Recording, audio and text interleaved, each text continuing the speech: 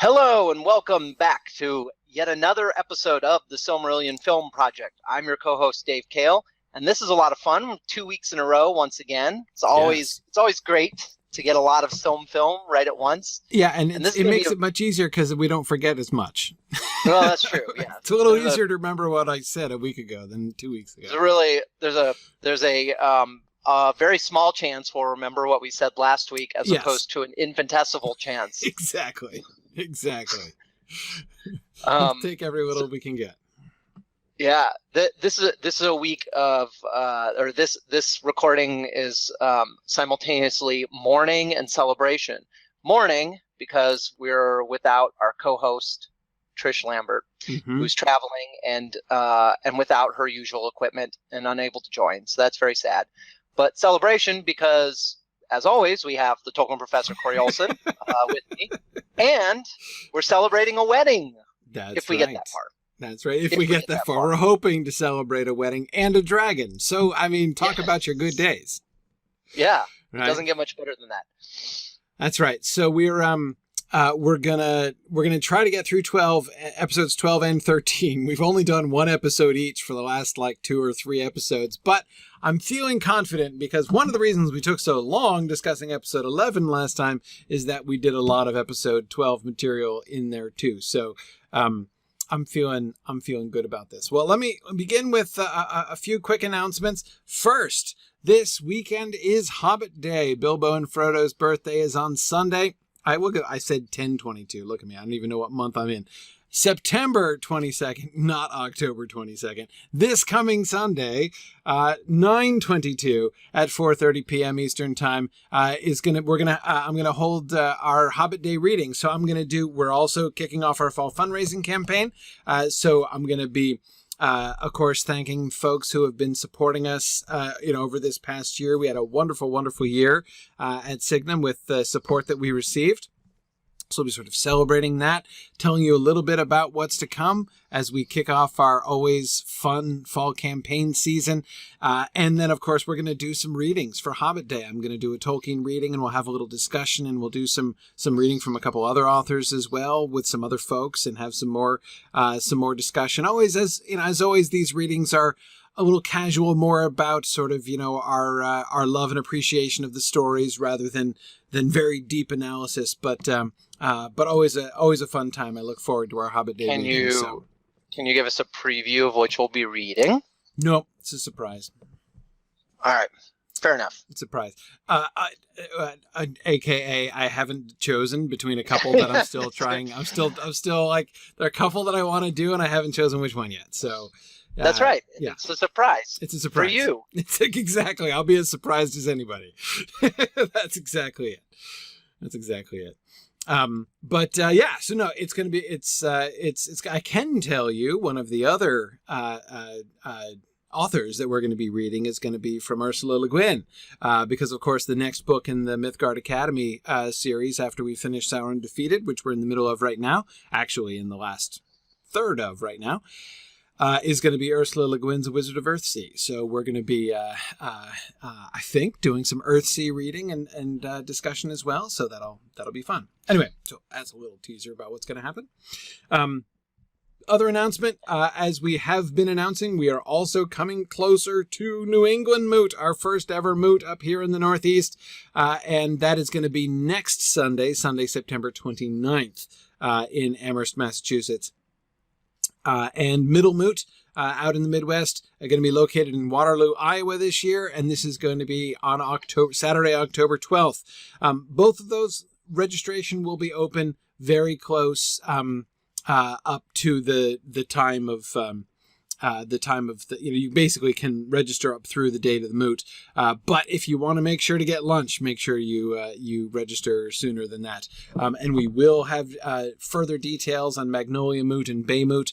Those are coming up soon as well. Magnolia Moot probably the end of October, and Bay Moot out in the San Francisco Bay area sometime towards the end of November, a little before Thanksgiving, is the idea there.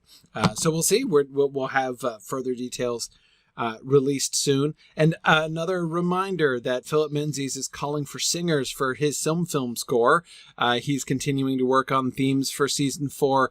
We're going to be discussing his music in the final session of season 4. We'll be discussing Phil's music, and he would love to do some vocal tracks this year. So he's calling for singers who would be interested. I believe he will be singing in either Quenya or Sindarin, or possibly both. So that'll be extra fun. Anyway, so if you are interested in maybe volunteering to help to sing in some of Phil's tracks, then you can contact him. There's contact information on the discussion boards, the Some Film discussion boards. All right, and those are the end of our announcements. So, as we go back to episode 12, so episode 11, we're dividing our time between Doriath and Nevrast. Basically, we're looking at Turgon and his discovery of Gondolin, and then of course we have Finrod wanting to build Nargothrond and coming to Doriath and kicking off the whole chain of events which led to the engagement between Galadriel and Celeborn. Now in episode 12, we're going to need to have some time elapse. Because by the end of the season, by episode 13, we need Gondolin and Nargothrond to be constructed, right? Those need to be finished and built. Sorry, look at this here. Well, we also don't want to pull a Game of Thrones late season, have it happen all in like 5 minutes. Right. Yeah. Yeah. It's convey the passage of time. Yeah. Convey the passage of time. And in particular, what's especially challenging here, or sort of especially interesting about it, on the one hand, there's always a challenge, right? Whenever you're trying to convey the passage of time, can often be difficult. But here we have a sort of a peculiar challenge, right? Because we're trying to show the passage of time from an elvish point of view, which is quite different, obviously. And it would be really cool if we could capture something of the timelessness of the elves' experience. But at the same time, it is not just timelessness, right? One of the effects of living in Middle-earth is having time have an impact on you. The elves are in fact impacted by time, and are keenly aware of being impacted by time here in Middle-earth. Like the air of Middle-earth affects them differently. Tolkien talks that way on several occasions. And since the rising of the sun, it's sort of kicked off a whole new pattern of years. But it's not just that, well, now the sun rises and sets all the time, and so we have,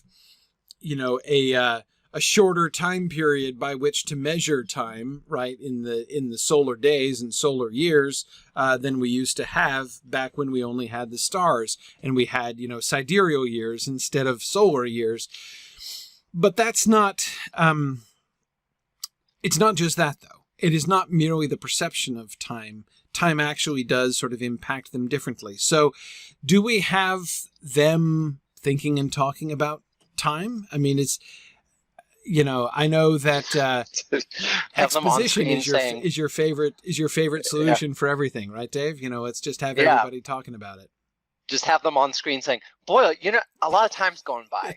I mean, doesn't time seem to be going faster these days? I really think it is, don't you? Yeah, I think that's totally most compelling. Actually, what I think what would work really well is if we have them haggling over construction timelines. Yeah, that's great. That's great. Yeah, if we just have them checking in and be like, I thought you said that would be done in 4 months. That was 3 months ago. Yeah. Turgon arguing with the foreman, why are we behind on the construction of this hall? Well, the lumber delivery was delayed, and boy, I'm having problems with the suppliers. That's even better than pure exposition. I mean, that is gripping right there. Yeah. Everybody loves issues with contractors, right? I mean, that's drama right there. That is. It's dramatic. It's also very relatable. Very relatable. Absolutely. Well, so on the one hand, the very simplest thing, right? I mean, we have one simple thing by which we can show that time has passed. And that is, well, Dave, as you say, the construction projects, right? In particular, Gondolin. Nargothrond is not so much help because it's caves, right? So, I mean, okay, like, you go into a cave and you're like, I love what you've done with the place. And I don't want to underrate it. Like, there's going to be stuff that they do, carvings and, bridges and all sorts of things, but still actually seeing, because we will have the dramatic shot in episode 11, like we were planning, when Turgon comes and looks down in the valley of Tumladen for the first time, right? And he sees the hill in the middle where Gondolin is going to be built, right? So we see him looking over that, and there's the empty hill, and then, Thorondor comes down and they have their conversation and, agree to work together and all that kind of thing. So we've had that image of, like, the virgin valley of Tumladen before Gondolin was built. So, if we go back to Gondolin in episode 12 and there's, the city walls are built and we're seeing, it's not done yet, right? And everything is, that it will be obvious that time has passed, right? And if we were to return to the valley of Tumladen a couple times during the episode, even maybe 2 total times, right? Once to show it like in a halfway kind of state, and the third to show Gondolin pretty much done.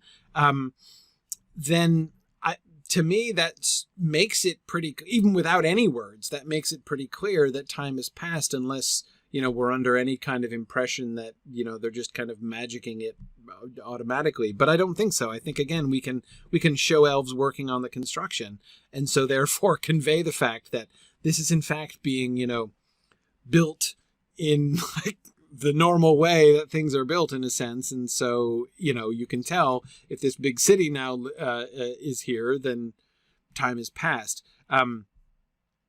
So that's, Gondolin seems to me the most clear external indicator that we have of the passage of time. As I said, Yep. It's easier than Nargothrond, and everything else is already built, right? So, maybe in Nargothrond we could show the formation of like stalagmites and stalactites. Right.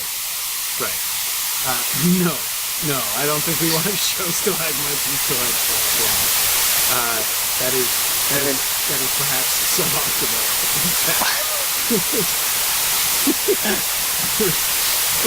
Time-lapse photography isn't exactly what we're looking for. Okay.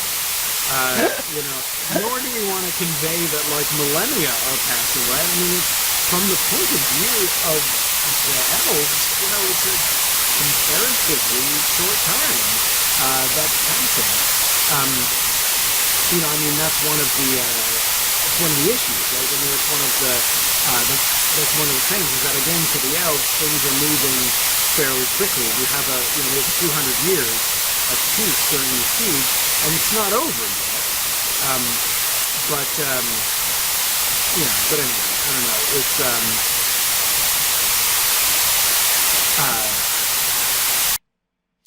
It's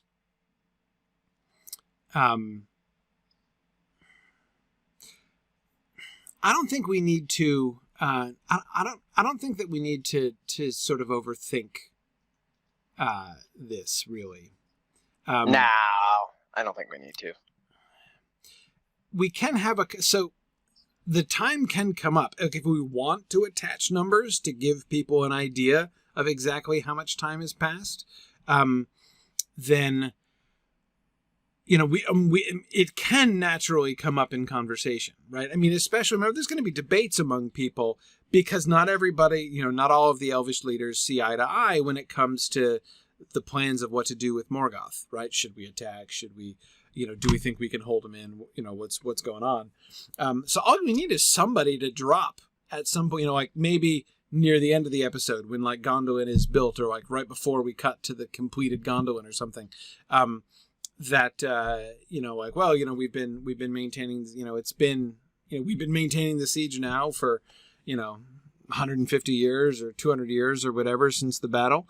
I mean, in the context of a conversation about the siege and about their strategy, mentioning how long they've been, successfully holding the leaguer in place doesn't seem inappropriate, right? So we can actually kind of throw the viewers a bone as far as the details of the time is concerned. I don't know about the timelessness, though. I kind of think the timelessness, like the sense of the elvish relationship to time, I think that's my gut says that's going to have to wait until the humans show up, right? When the humans show up, we can really begin to sort of convey the difference in their whole attitude towards time. And in some ways, having a lot of time go by and barely noticing, right? Like it's been one episode and like suddenly 200 years has passed. That kind of is actually a little bit of an elvish experience, right? I mean, true. It's possible, of course, that a viewer would be like, hey, wait a second, what? 150 years has passed? But I mean, that experience itself, right, of being like, wow, I didn't realize that much time has passed. It's like, well, hey, welcome to the Elvish Outlook, my friend. That's exactly what it's like. Yeah. So in fact, we should be thinking about the opposite question, which is, how do we not convey the passage of time?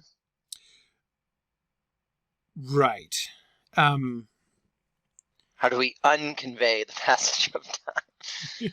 You mean when the humans show up? No, I mean, like in a TV show, or you have human beings watching, but the characters on screen are timeless and don't really notice the passage of time. Right. Like, how do we convey that experience to human beings? Or maybe I'm overthinking it. Maybe it's not that hard. Maybe just things they just look up one day and things have been built. But how do you do that in a way that it doesn't feel like it happened overnight? Well, see, that's the thing. To the elves, I feel like it does feel like. I guess it. Yeah. So maybe it doesn't matter. Yeah. I mean, it's kind of weird because on the one hand, I can see the impulse for us to want to kind of jump up and down and somehow convey to the viewers, like, this isn't just us being sloppy. Like, we are like making it look like time passes, lots of time passes in a hurry on purpose, because that's how it is with the elves. But I'm not sure that we actually need to do that. I mean, we open ourselves up to that criticism, right? That somebody's going to be like, oh, like that was really clumsily done. But I think, again, like next season, we're going to be talking about this a lot, right? I mean, it's going to become a big issue when the men are around. And when we see how, and of course, especially, this is going to be front and center in the whole plot line of Ignor and Andreth, right? The human elf love story that we're going to have going on in season 5. So we'll have lots of time to do compare and contrast of how the passage of time strikes each one of them. And so hopefully, at the very least, in retrospect, they will look back at the end of season 4 and be like, oh, right, okay, we were just getting the elvish point of view alone then. And so maybe, eventually they'll see that it was actually brilliance rather than sloppiness on our part. But I don't know. Yeah. No one will dare accuse us of sloppiness. Yeah, I mean, it'll be pretty clear how precise everything is. Yeah. So let's think about how this episode would be structured. So, I mean, we'll come back to how we can apply this, especially, again, stages of construction in Gondolin as our most obvious external indicator. But, okay, so one of the things that we wanted to have happen was Arethel's farewell tour, right? I feel like the climax of this episode really needs to be Arethel's decision to go to Gondolin, right? Yeah. And her decision sort of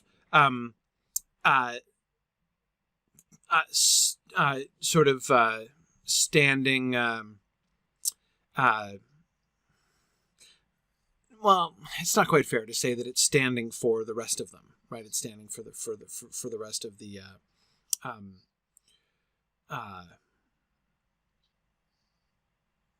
people but it kind of, I mean, it is in the sense that she's the one whose decision we will dramatize on screen, right? And we will use that in order to suggest that that there's going to, that others are deliberating and making similar choices. Exactly. Hers is the character. She is the character whose experience of choosing to go to Gondolin the audience sees, as Marie said. Exactly. So, yeah. Now, Stephen, I like the idea. Stephen was suggesting that we do some kind of moving shot, like the famous scene at the beginning, is it, of Notting Hill, the movie, when like he's sort of walking through the seasons, and we're seeing this continuous shot of Hugh Grant walking down the street, and the seasons are kind of changing around him, which is interesting. It's in the middle of the film. I couldn't remember where it was, and I mean, I think it's a cool effect. I remember thinking that scene was really cool when I saw it, but I think the time here is too much. It's going to look too time-lapsey. I mean, if you're walking down the street and like the street is built, the buildings are not built at one end of the street and then they're built by the time you get to the other end. If the thing that we're fighting against is it looking like things are magically popping into place, that would seem to me to undermine that goal, right? If we're showing people laboring at constructing Gondolin, right, and then we come back to it later in the episode, and Gondolin is now, more progress has been made in the construction, and there are still people building, right? I mean, it conveys to you that like time has passed in a kind of a normal way. Yeah. So, and besides, I don't know that we need to show much time passing during the course of the episode, as Belangsman says on the Twitch chat. Yeah, I mean, sure, a couple 100 years can have passed since the last episode. That's really all we need to convey. He discovers Tumladen in the last episode. In this episode, construction is underway and maybe, like, I don't know, 3/4 finished or something like that. I mean, at least they're talking about moving now, right? Until they decide to move at the end. And then when they we're going to show a finished Gondolin in the next episode. So, I mean, again, time is going to be passing, but I don't think it is essential to us. Again, unlike that, things like that moment in Notting Hill where you need a bunch of time to pass in the middle of the film, we don't need a bunch of time to pass in the middle of the episode, right? It's true. I don't think that we do, anyway. Do we? No, I think that's a good point. In some sense, like, it's sort of weird, like it's kind of irrelevant in the course of the story that the time that passes from event to event or between episodes is like on the order of tens or hundreds of years, because it's sort of at this point in the story when we don't have human beings, it doesn't matter. Right. It don't matter. I guess that time moving, like the time scale in some sense will kind of, I guess time is accelerated and time will slow down once humans arrive, and we'll have to be looking at events that are taking place over shorter periods of time, because otherwise, like if hundreds of years pass between episodes and we have humans on screen, then like literally the characters that were on screen last episode will be gone. Yes. But at this point, it sort of doesn't matter. And I look forward to those moments when we have to use humans as timekeepers, right, for the elvish characters, right? Like when we have, Fingon turns to his, the captain of the human forces, which is standing next to him, and says, do you remember this old battle that we were in? And he was like, that was my grandfather, sir, which was in the previous episode, right? Like, like that's I'm sure there will be moments where we will be finding sort of potentially comical difficulties like that. But yeah, we will have the humans as milestones, right? That's right. Yeah. One episode it'll be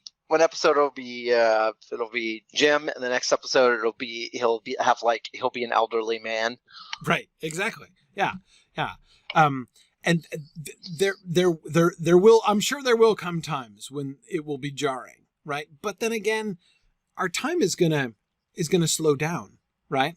Our time is gonna slow down. I mean, that is, events are gonna speed up, so that, I mean, from the time of Hurin, certainly, right? To the time, there's not much, right? There's not much time between the time, or rather, a lot happens in the during the lifespans of Hurin and Turin, right? If you think about it, so and then and Tuor there as well. So we're not going to be ripping through generation after generation of men in comical fashion. I think it might come up once or twice in episode 5 or season 5 rather, but we'll see. Yeah, Marie, you're really right. It really is season 6 when it's going to slow down to a normal human pace.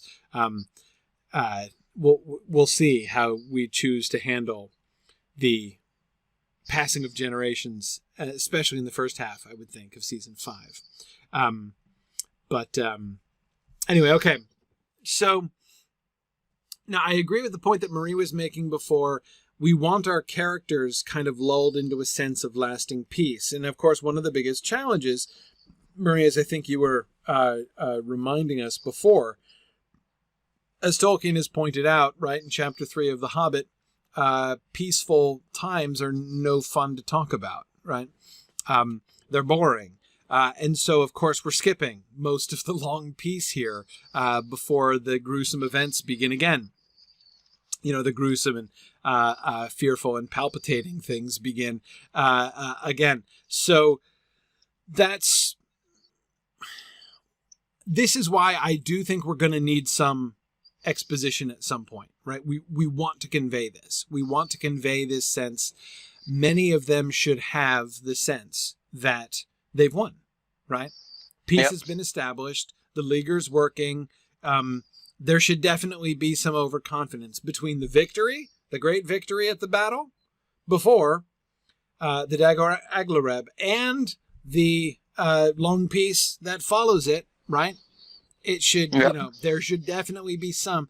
Who's thinking that way? Who are the most overconfident? Fingolfin? Well, the Feanorians, of course. Feanorians. I don't know. Do the Feanorians get complacent? They've got a lot of vices, but I'm not sure that's one of them.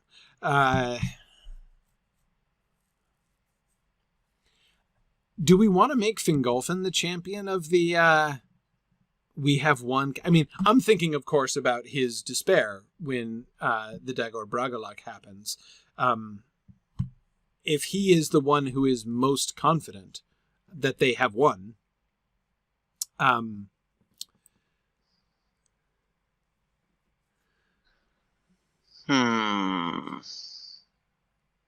aren't very many other good candidates for that kind of overconfidence. We know that it can't be either Finrod or Turgon, right? Because they're preparing for disasters to come. There's no point in finding secret strongholds if you're never going to need them, right? If you don't believe you'll ever need them. So it obviously can't be either one of them. So that leaves only... Well, it can't be Thingol because he's not barely even participating in the Leaguer, right? So he's not going to have confidence in that. Thingol is confident, Balangsmond, I agree, but he's confident in the, here we are, within the girdle of Melian and nobody can reach us, so we don't even care, right? But that's a different kind of confidence than I'm talking about, right? The confidence of, we have... we haven't defeated Morgoth, we haven't reclaimed the Silmarils or anything, but we've won. Right, we have won the war here in the north. I think it's got to be Fingolfin. I don't think it can be the Feanorians. They're the ones who want to make war on Morgoth. They're not really happy about just sitting back and guarding the passes. It wouldn't be Aegnor. Here the death of Angrod really helps, right? With that, because he's going to be, having lost his brother in the previous battle, he's going to be sort of the more vigilant, and he will have probably the greatest respect for the power of Morgoth, the least confidence, right? That it will be easy to repel them again. Yeah, right, Marie. And Fingon has been to Angband, right? He's climbed on the slopes of Thangorodrim, so he's unlikely to be like super easily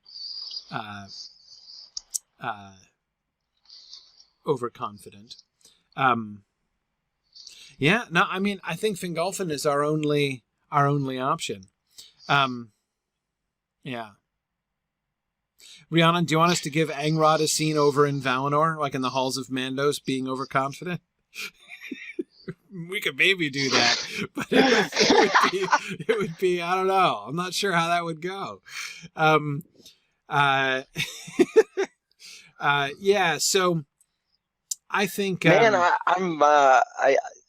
guess you're right. Doesn't seem to be really any other choices, but I hate having to do anything that makes that diminishes Fingolfin. Makes him seem kind of foolish. Well, see, it doesn't have to be.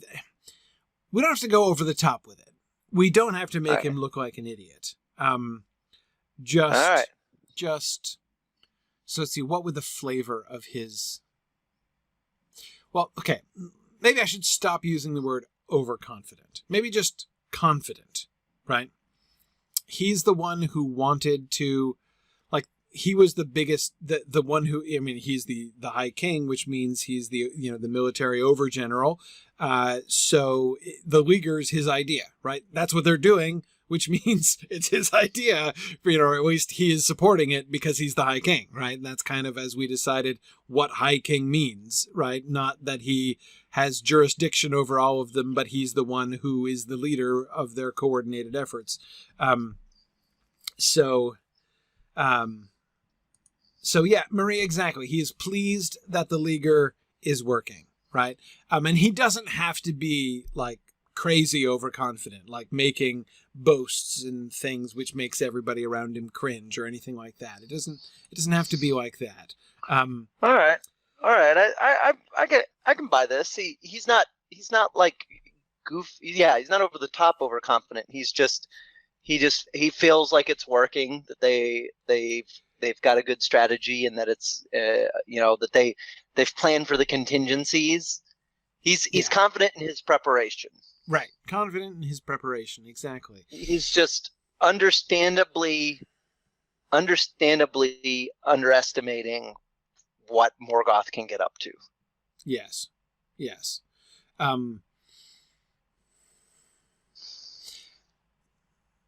Because he also has, if you think about it, he has less experience with Morgoth, like since Morgoth's return to Middle-earth.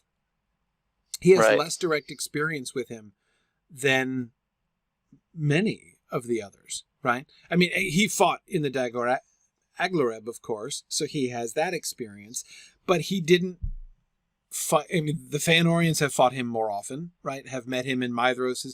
So Maedhros has had an experience, right? Fingon has had an experience in his rescuing of Maedhros.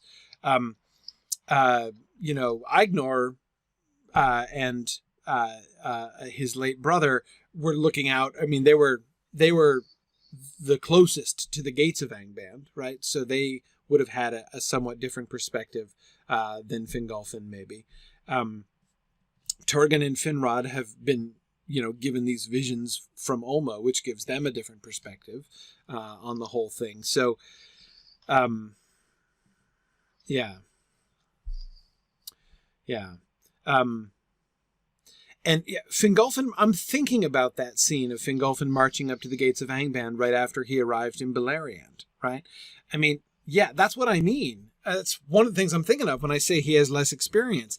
I mean, he marched up and defied Morgoth at his gates and then walked away unfought, right? So it's not that I think, again, it's not that Fingolfin really believes like, oh yeah, Morgoth is a coward and a pushover, right? I don't think that he believes that. But again, he has defied Morgoth at his gates and gotten away with it before, right? So I think that a certain amount of underestimation of Morgoth would be kind of natural, at least as natural to him as to anybody else sort of in play. among the leaders of the Noldor here. I really wish I had another candidate, but I can't think of one again because none of the Feanorians will suit. That's just, I just don't think it'll work with the Feanorians. Yeah. So Marie suggests that, Rhiannon, it was you who suggested about Fingolfin marching up to the gates, or reminding us about Fingolfin marching up to the gates of Angband. Yeah, no, I agree. I think that's really important.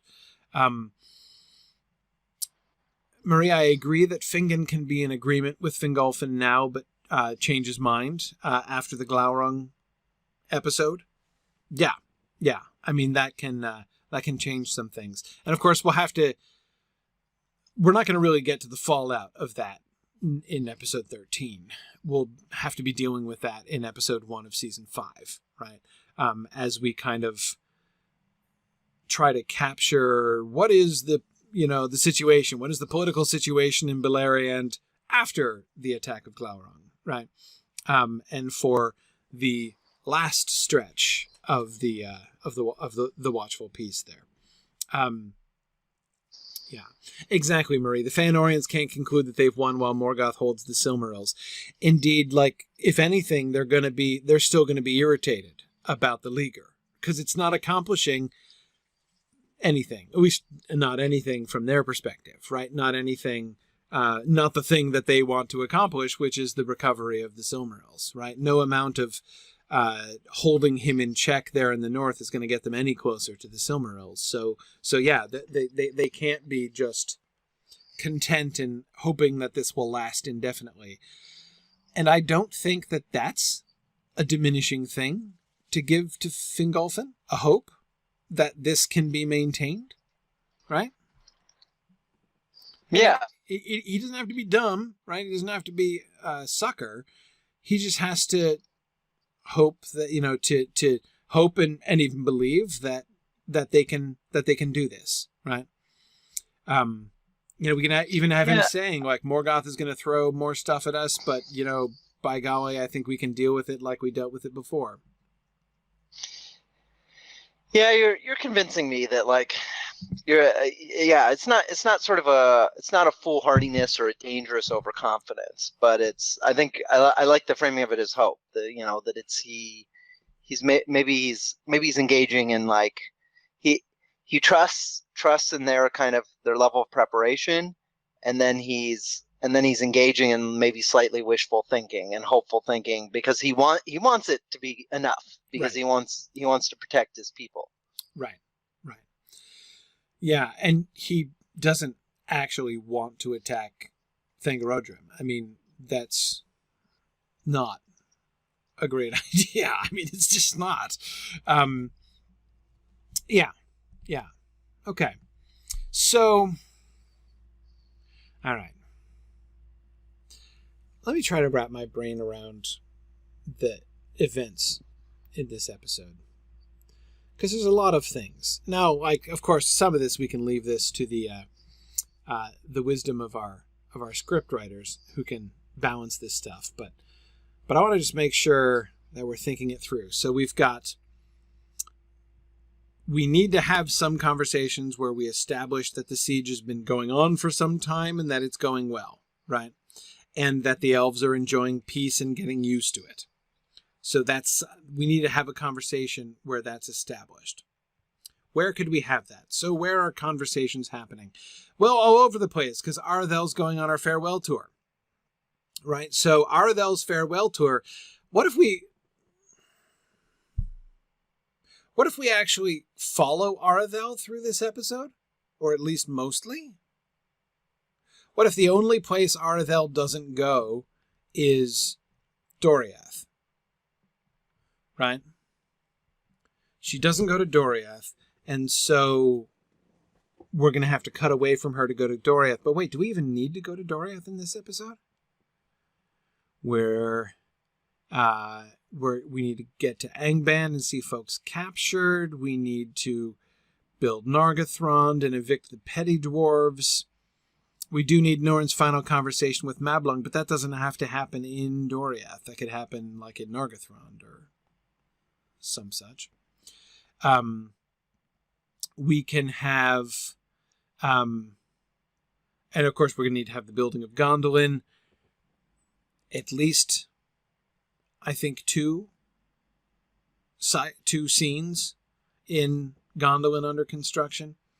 We need Olmo appearing to Turgon to have him leave the armor behind. Yeah. And then, of course, we have to be in Nevrast for the big decision. Arathel's big decision. And Turgon's big sales pitch for the Gondolin move. Okay.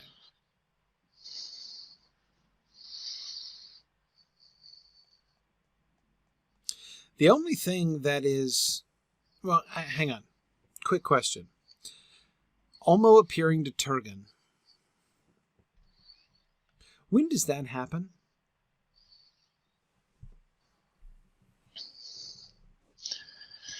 When does that happen? Does that happen after the decision's made or before?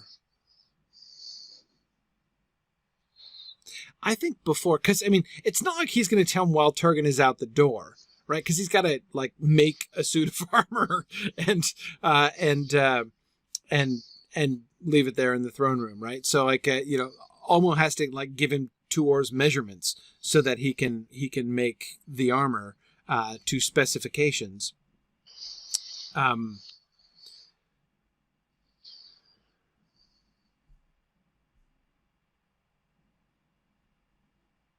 So, Maria, I'm briefly toying with the idea.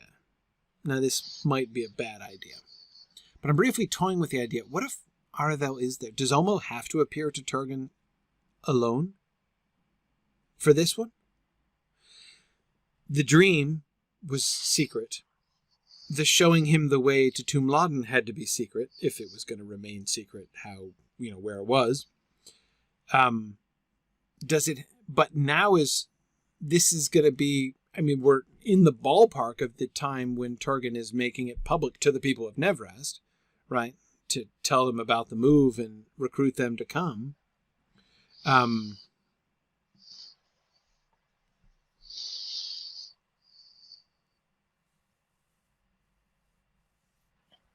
don't know. I'm just trying to... What I'm toying with is whether or not it would be a good thing or a bad thing for us to use Olmo's third appearance third interaction with Turgon here as a more kind of dramatic moment. We had already decided, I think that Olmo was going to appear to him in person here, unlike the other times, right? He appeared he sent him a dream the first time. He sent, like, birds and stuff the second time. So it was, one direct communication, but through dreams. The second, really just indirect communication. And the third time, he was going to appear before Turgon to give him the specific instructions. And Rhiannon, exactly. The fact that Turgon is going to leave this armor is not going to be a secret, right? In fact, it shouldn't be a secret. The Gondolindrum are going to recognize the armor, and you'd think he's going to want them to, right? So that's got to be public. I don't necessarily think it needs to be in front of, like, the whole city or something like that. Like, we don't need to do a massive spectacle where, like, Olmo rises out of the sea and wades his way to shore in front of, hundreds of people looking on, and has this chat with Turgon, which everybody overhears. That seems to me far too much. What I'm imagining is basically Turgon being with at least Idril and Arathel, and maybe Glorfindel and Ecthelion as well. The sort of the whole inner circle of Gondolin and Olmo appears then. And having that be something that contributes to swaying Arathel's opinion, right? I mean, hard not to be impressed by the visual manifestation of Olmo talking to you and laying this upon you. So when, her brother says, so yeah, Omo kind of told me to build this secret city, and I'm like under orders, as you can see. She's going to be like, whoa. Like, okay, like I see you're under orders. One potential advantage to this is it gives us a psychological explanation for Aradel choosing to come but still not being totally convinced, right? She, like, the appearance of Olmo is super impressive, right? And that sways her into thinking, okay, well, like, yeah, this must be right. Like, who am I to argue, with Olmo here? This must be the right thing to do. We should do it, even though she's going to be like, in my heart, I'm not sure it's the right thing, but I'm going to just suck it up and do it because I think, I may look like Olmo says to do it, and okay. And then later on in season 5, we have her questioning that and saying, like, maybe I was wrong, right? That was me, Olmo has a rather overwhelming personality, but maybe that was, objectively speaking, not really the right call. But then again, I don't really want there to be like beef between Aradel and Olmo, right? Necessarily. Yeah. Yeah, that would be a little odd. It would be a little odd. Especially since we want Turgon refusing what Olmo says to be groundbreaking, right? Well, semi-groundbreaking. Turin has already disregarded what Olmo said. So Turgon will be the second person to disregard Olmo's explicit instructions. But nevertheless, I mean, I think it will undermine the significance of Turgon's questioning Olmo's words if we have Aradel questioning Olmo's words first.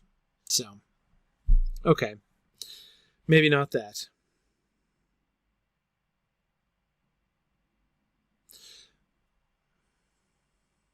Could Idril see him too? What if Idril's there? I mean, we obviously have to have a scene, right, in which Idril is standing there looking at the suit of armor, right? Like staring up into the face of the suit of armor, with a wild surmise, right? Like, clearly, that little piece of foreshadowing is an absolute must, right? Could we have her there when Olmo gives the instructions?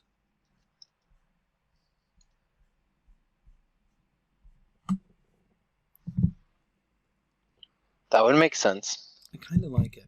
I don't know why I want somebody else there. But I do. I don't know why. Why do I want that? Is that just like an arbitrary whim on my part? Maybe it is an arbitrary whim and should therefore be resisted. I think. Well, what can we do with it? I think the reason I want it, I'm trying to figure out why I want it. I think the reason I want it is that this feels to me like something that should be climactic. I think it's going to be strange, especially because of the way that, again, the difference between this appearance and the others that we've planned out already, right? Now it's the third time for one thing, right? 3 times is significant. So it's the third time he's appeared to Turgon. It seems like that should be a bigger deal. Secondly, it's the first time he's appearing in person, so it's already definitely a bigger deal. And so therefore it feels to me a little anticlimactic if basically he's just coming in and being like, P.S., right? Make a suit of armor, right?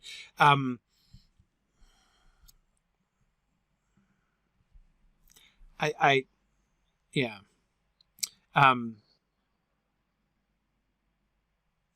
It's not so, Marie, there is an issue there, right? Marie says, maybe it's because no one will believe you had a vision if you're the only one who saw it, but if there are multiple witnesses, then it's more real.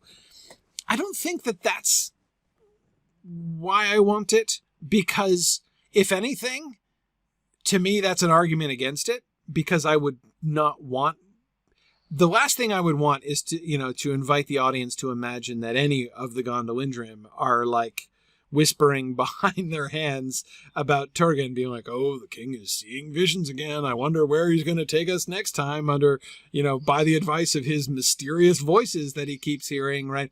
Like they have complete confidence in Turgon. There is not anyone among the Gondolindrim who does not believe that he genuinely had a vision.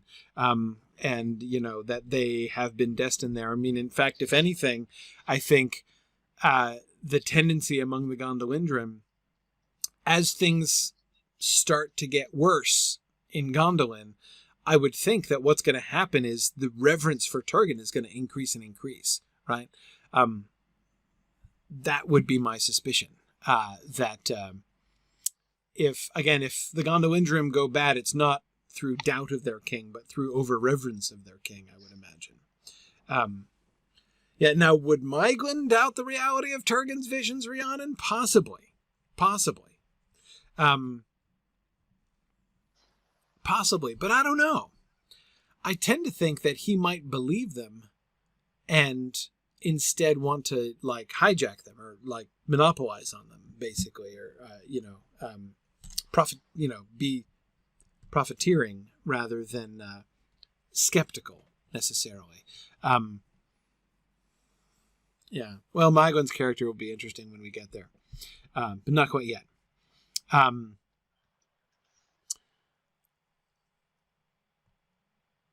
So no, it's not for further witnesses for his visions. Exploit them, Boomful. That's the word that I was looking for. Absolutely.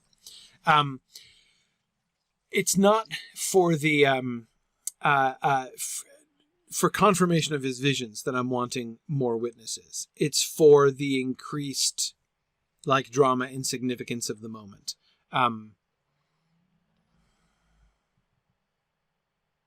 Why do you think witnesses increases the drama? A question to be asked.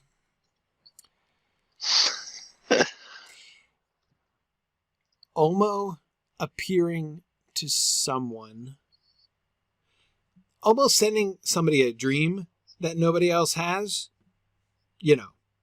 could happen to anybody, right? Could happen at any time. Totally normal, right? True. Olmo directing him. Arguably happening repeatedly throughout many of Tolkien's stories, or there's certainly allusions in cases where you could make, or instances where you could make a case like, man, that seems like an Olmo dream. Exactly. So, okay, sure. Right, exactly. We were considering that the question of whether the vision that Frodo has in his dream in Crick Hollow of the tower by the sea and everything, whether that was from Olmo. Yeah, exactly. So anyway, that's all one thing. But for Olmo to appear in person, just like what? While Turgon is in his dressing room, like, where's he going to be that he's going to be by himself and Olmo's just going to show up and be like, hey, it's just you and me. I had a thing I need you to do. I got an errand for you before you leave. I mean, I think what's not troubling me, I think what I am disliking about the idea of a totally private appearance of Olmo to Turgon is that it makes him feel like a messenger, like a courier or something, or like a, I don't know, almost like a lackey. Like I want him to, it sort of seems like if he's going to take the time now to, like, he's going to choose, like, now is the moment where he's going to appear in person to Turgon. He's not going to pop out of the wardrobe in his changing room, Right, exactly, Rhiannon. We could have him arise out of Turgon's bathtub, right? Absolutely, that could totally work. But that's exactly the kind of thing that I'm wanting to resist, right? For it to be just that kind, because it does feel to me almost comical, right? To have Olmo, Lord of Waters, just like, pop in when you're by yourself in a back room, right? But if Turgon were sitting in council and Ulmo were to appear and speak to him in front of all of his counselors, or he were to be sitting in the throne room looking out at the sea, and Idril is sitting next to him, and then Ulmo appears, before them, or maybe Glorfindel and Ecthelion are there, behind him or something like that. That feels right. Yeah, Marie, I don't want it to be private and a private, intimate conversation between the two of them. I want it to be public and formal. This is like a visitation by Ulmo. That's a big deal, right? I mean, and I know I'm being influenced by the fact that when Ulmo appears to Tuor, it is a huge deal, right? Not only in the sense that it's a very momentous occasion, but in the sense that, it's real. Ulmo is super dramatic, right? I mean, the way with the storm in the sea and the waves are crashing, and then the god of waters rises up out of the surf. I mean, it's really imposing. And again, just for that same guy to, and how many times does Ulmo appear in person? 2 here and there, right? That's kind of it. He's never going to do this again. So for one of his 2 personal appearances, for him to stick his head around the door right into Turgon's bedroom and be like, oh, hey, yeah, I just wanted to mention, make some armor too. That doesn't feel like Ulmo's idiom. You know what I mean? And I know that Tuor is the only one there at the time. It's not that great, multiple witnesses. Dave, as you were implying, multiple witnesses doesn't mean automatic increase of drama, right? It's not that. Marie has put her finger on the thing that I think is influencing me here, which is this should be a large sort of formal spectacle rather than just a private appearance. Because even though Tuor is the only one there, it is not a private appearance. I mean, anyone within 5 miles would have seen Ulmo as well. It's just there wasn't anybody else. Tuor was alone, right? Yeah. So, right, Margaret, exactly. I don't want Ulmo to appear to Turgon and have it feel like Dobby the house elf appearing to Harry Potter. That's exactly what I don't want. That is a perfect encapsulation of the contrast that I'm looking for. Yeah. Now, it is certainly possible, Marie, that we could have Turgon walking along the seashore and have a solo yet dramatic visitor from the sea. But I kind of don't want to spoil that, right? I mean, I don't like when he rises from the sea and storm at that. I don't want it to look exactly the same. Because I don't want that to look like a rerun when we get there. That needs to be super impressive on its own. So like I said, I don't absolutely insist on company. If we're not going to have Arathel there and have the appearance of Ulmo influence her, which I think I talked myself out of, but if we're not going to do that, then I don't see any function necessarily. The reason that I was suggesting maybe Idril as the other person who is there is that, first of all, he's come to talk about Tuor, right? So having Idril there would be kind of fun for the sake of dramatic irony later on. That's one reason I think it'd be fun to have Idril there. Another reason is that this kind of thing, plan ahead and prepare this thing that I am, lay the path for this thing that I am going to bring to pass later on. That's like right up Idril's street, right? This whole let's think ahead and plan ahead and be prepared, for the things that are that are to come. That's totally Idril, right? She gets that, and to see her, it kind of seems fitting that she, it seems to fit her that she would be sort of in on it in that sense, or even knowing that it fits her, that it, what if Idril participated? What if Idril contributed to the armor herself? What if she helps make it? That would also be cool, right? What if Turgon rather and Idril make Tuor's armor together? That would be kind of fun, right? Anyway, so that's why That's why I'm suggesting if it's anybody, I think it should be Idril. And that doesn't mean it has to be at a big formal occasion. How would we have him appear? If he doesn't rise out of the sea and he doesn't rise out of the hot tub, what's the middle ground between those two things, or apparate into existence and wake Turgon up in the middle of the night? I'm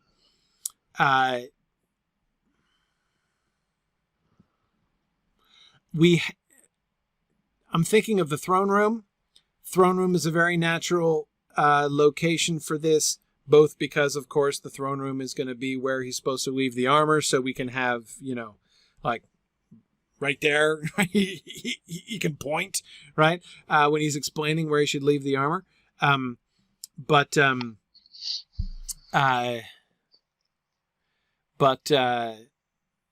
other reason that I like it is that, remember, we had said that Turgon's throne room is open towards the sea, open towards the west, on the western side, so you can look out at the sea. So the connection between his throne room and the sea sort of suggests it. Marie is suggesting he can walk into the throne room like a normal person and then walk out into the sea afterwards. So we don't know. So are you suggesting that we really don't have any idea that it's Ulmo during the whole conversation, or at least not at the beginning until Turgon picks up on it, and then, but he still just looks sort of normal. Oh, right. No stepping out of fountains. Yeah. No, I'm not thinking that he steps out of fountains. If he steps out of anything short of the sea, it's going to be anticlimactic. Could he do a shape change? Could we have him fly in as like an albatross or something, and then land and take the form of an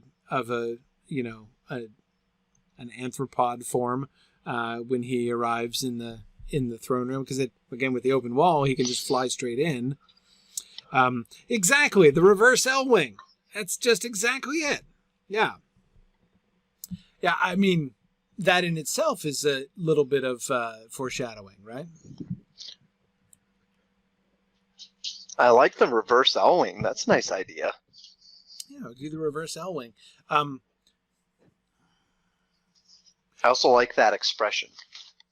The reverse L-wing, yeah. Of course, Marie, combining your suggestion and mine, we could have him do the full L-wing.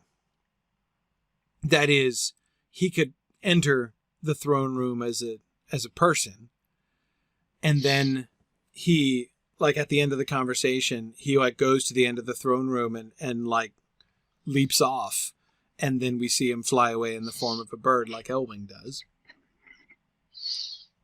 So just the straight up L-wing. Yeah, straight up. I suppose the full L-wing, you have to resume your human form on board a ship later on. So it's not quite the full L-wing. It's the half L-wing. It's the half L-wing. Yeah, this does sound like a figure skating term. Murray. Yeah, I agree. You know what? I like that idea. That seems like that might be a nice compromise where you can have other people be there, but it still doesn't have to be the Ulmo rising out of the water dramatic. Yeah, no, it wouldn't have to be, and so it wouldn't be until the end when he pulls the half L-wing where it dawns on people that oh, that wasn't just some elf. Right. Yeah, guy. I would think that Turgon would probably, that Turgon is probably would recognize him. Yeah. Figure out that it's him. But yeah, I mean, maybe we could find, or that is, maybe cunning script writers could find ways to kind of string the viewer along a little bit, right? At least make the viewer wonder who this guy is. It will have been a long time since Ulmo has been on screen, right? The Ulmo also character that we cast. And it's fine if the savvy viewer knows, but make it plausible. Make it plausible to the viewer that the other characters wouldn't realize it. Right. like the other people, like, Idril and Ecthelion and Glorfindel, if they're there, mind. Hey, okay, so I just thought of another reason. I totally want Ecthelion there. Ecthelion has to be there.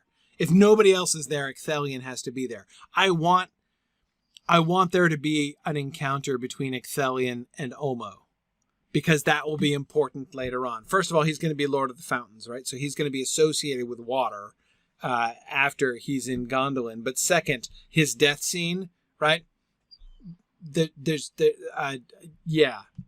Olmo has to be like indirectly involved there. Yeah. But Margaret, yeah, exactly. Something like that, something more like that kind of Greek or even Norse, like, oh, that stranger like was actually a god, right? Oh, okay. Yeah, no, exactly. That's just the kind of way that we can set the scene up. But anyway, yeah, no, I definitely want Ecthelion there so that Ecthelion can meet Olmo, because, I definitely want some Olmo relevance when it comes to his Ecthelion's death. Ecthelion is certainly going to be calling upon Olmo's assistance at the end, and I think getting it. So yeah. Rhiannon says that Olmo could compliment Ecthelion's pointy helmet. Yeah, Rhiannon, exactly. He should be wearing his spiked helmet, and Olmo should say, "Nice hat." Right? Yeah. No, absolutely. So, for those of you who don't know what we're talking about, I'm alluding to the death of Ecthelion as described in the Book of Lost Tales version of the Fall of Gondolin, the only version that actually describes the Fall of Gondolin, in which Ecthelion, in the absolutely most metal death ever, kills Gothmog by drowning him in the fountain, stabbing him with his pointy hat and drowning him in the fountain without the use of either one of his arms. Yeah.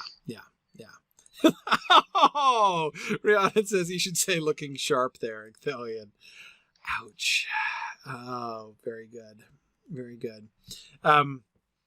Anyway, yeah, no, it's good. I like this. We could, so is it okay to have, anyway, if the people on the discussion board like totally rebel against anybody else being there, I'd be willing to concede. I'd slightly grudge the lost opportunity to have Ecthelion and Olmo meet. I think that would be important. But still, Ecthelion and Idril, at least. I don't see any reason why Glorfindel can't be there. Yeah, exactly. Okay. All right. So let's working hypothesis.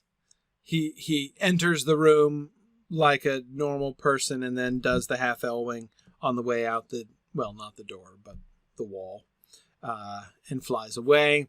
And sorry, Rhiannon had mentioned before that birds in general being associated with Manwë, would Olmo's appearance as a bird suggest to the viewers that Manwë is involved or approves? Possibly. I mean, he would be taking the form of a conspicuously aquatic bird, and we've already had birds be involved, and Rhiannon, a kind of avian handoff, right, between Olmo and Manwë when we went from like the waterfowl to the eagles, right, to help him find Tum Laden. So, yeah. No, I agree. I mean, if we're going to have Ecthelion and Idril there, Glorfindel should be there. And Marie, I agree with you. If I think that Trish would be furious to find out on the night she couldn't be here, we had just like randomly said Glorfindel shouldn't be on screen for like no good reason. Yeah. Rhiannon, you think a good compromise would be to have Olmo take the shape of a flightless bird like a penguin, right? We'd have to follow him with the camera, right, to see that he survived the dive, right? I don't know. A penguin popping out of a hot tub is... it would definitely be easy to do the appearance of Olmo in a rather comical way. Okay, all right, yeah, it's fine. We got the half L wing. It's all good. So okay, so let's go back to the sequence here. Well, hang on. So we need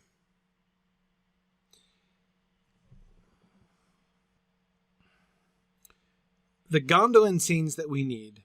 We need a scene near the beginning of Gondolin being constructed. Maybe Turgon is there, right? So we have Turgon in Gondolin near the beginning of the episode, over like visiting and seeing how the work is going, right? So we see him circulating among the contractors who are obviously behind schedule and over budget, and comical conversations in that direction.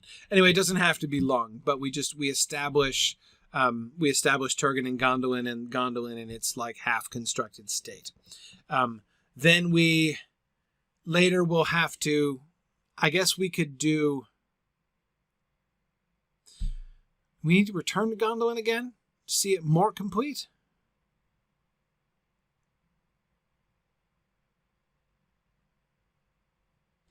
What if the Gondolindrum aren't going to actually move until the end?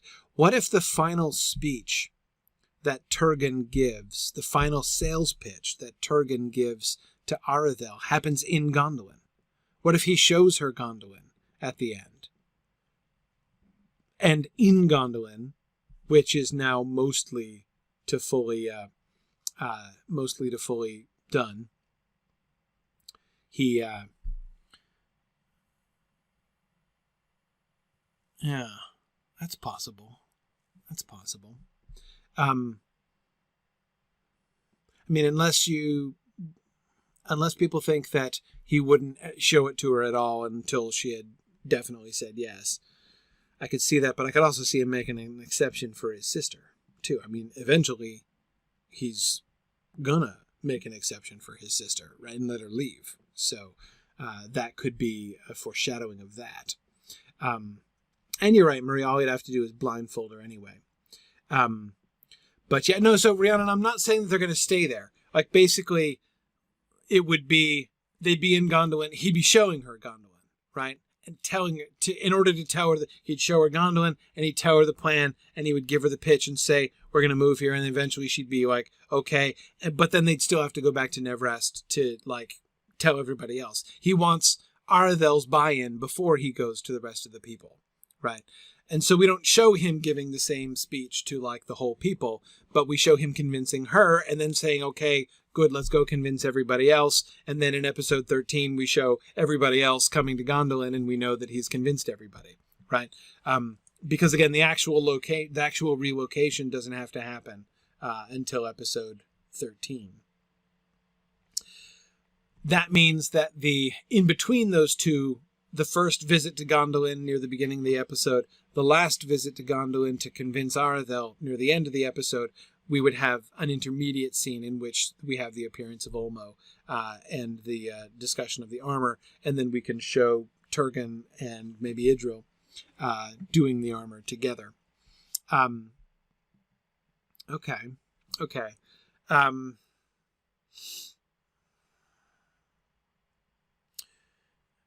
Interspersed among these, we need Captive Noldor and Angband. We definitely need Rogren in there because Rog needs to get out in time to get to Gondolin, right?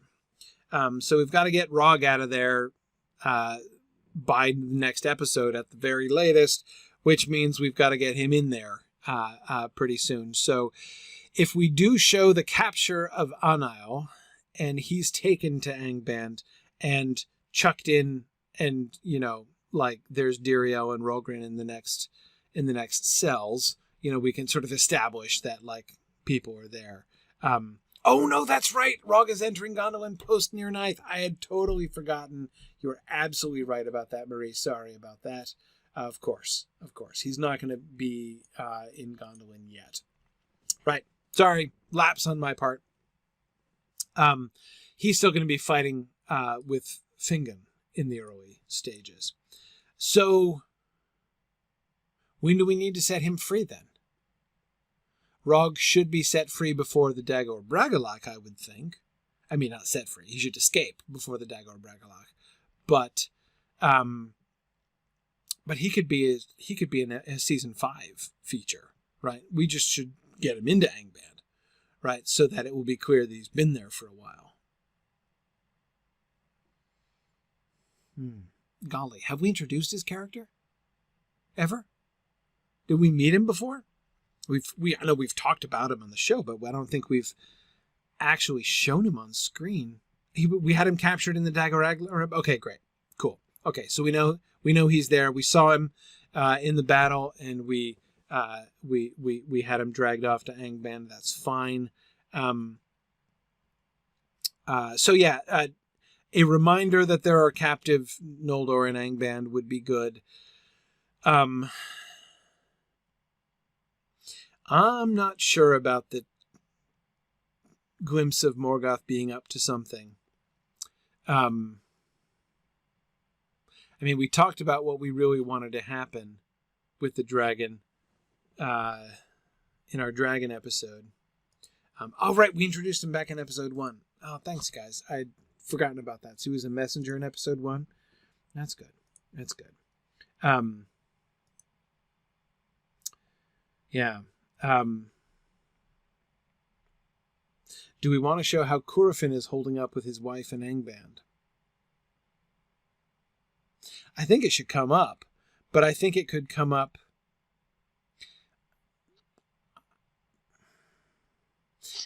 It could come up with Arthel. Arthel, we know, is friends with the Feanorians. So she is certainly going to go visit the Feanorians in her farewell tour. In fact, where else is Arthel going to go? Visit Dad, right? So she's going to go visit Fingon and Fingolfin, and then she's going to go visit the Feanorians. And that's pretty much the tour, right?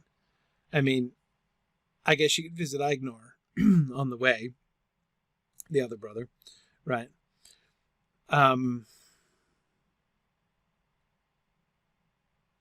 But what if we show her, she goes to Hithlum first, right? We have her, we have a scene with Fingolfin and Fingon, and this is the scene when we can have them talking and you know how long they've been holding the siege, and Fingolfin's confidence can come up there, right? With Arthel in that discussion. So that's fine. And then she heads down. What if we have her riding with Ignor? So Ignor accompanies her to like the border of the Feanorian lands, and then he turns back. So this shows us both, A, how much more comfortable she is with the Feanorians than the others of her kin, right? Ignor not super happy with the Feanorians, so he won't go with her to their lands. But it also establishes that she did visit him without our having to give that a whole extra scene.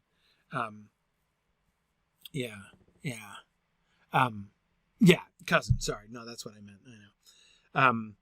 I know. So we just had Ignor visiting Himring so he could get Narsil. Yeah, that's true. He can't be too Feanorian averse, can he? Especially not after that, I suppose. Okay. Well, maybe we just have him going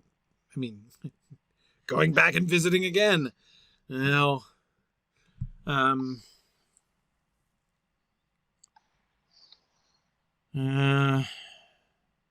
don't know. We could just cut him out the loop. She could just mention that she saw him or something. Because I don't think we need more than 2 Arthel scenes. We definitely want Fingolfin, and it's our best excuse to get Fingolfin into this episode anyway, if we want to have that conversation. And then she definitely has to visit the Feanorians. What do we want to accomplish there with her visit to the Feanorians?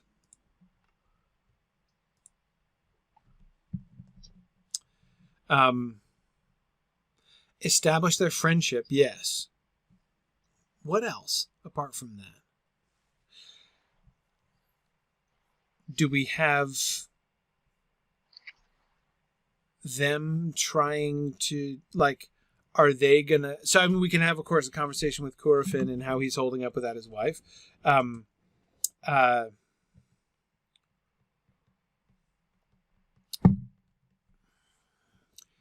Do they figure out that there's something going on?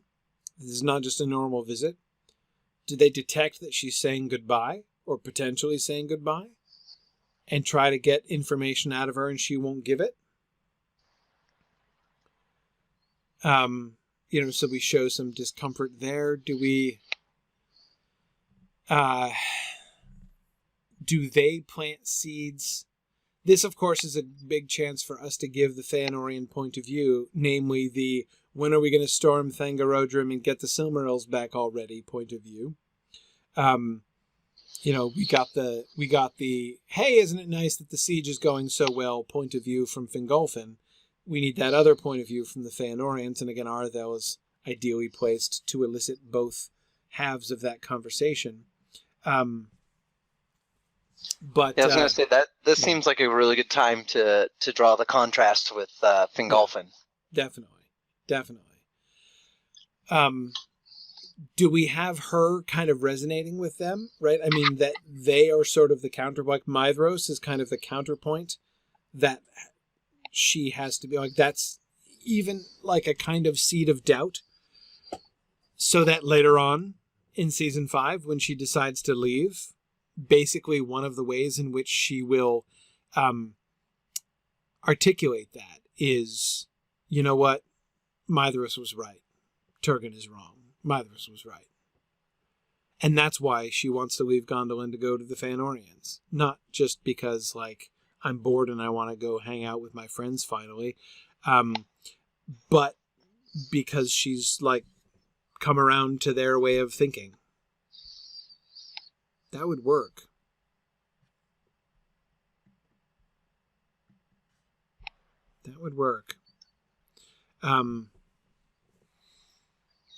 Yeah. Well, yeah, we'll leave the details of that to the script designers. But okay, so we've got, what do we have? 4 Turgon scenes, Turgon/Gondolin scenes, 2 Arthel scenes, one with Fingolfin, one with Maedhros. Now we need to sort out the Nargothrond element.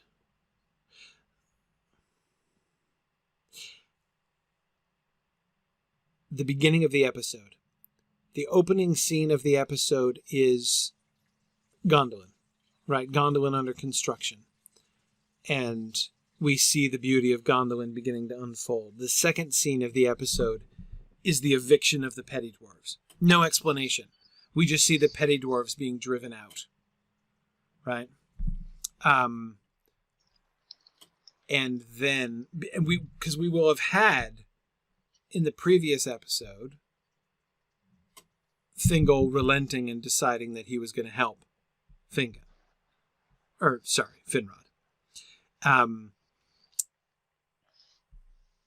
Then we see the petty dwarves being booted.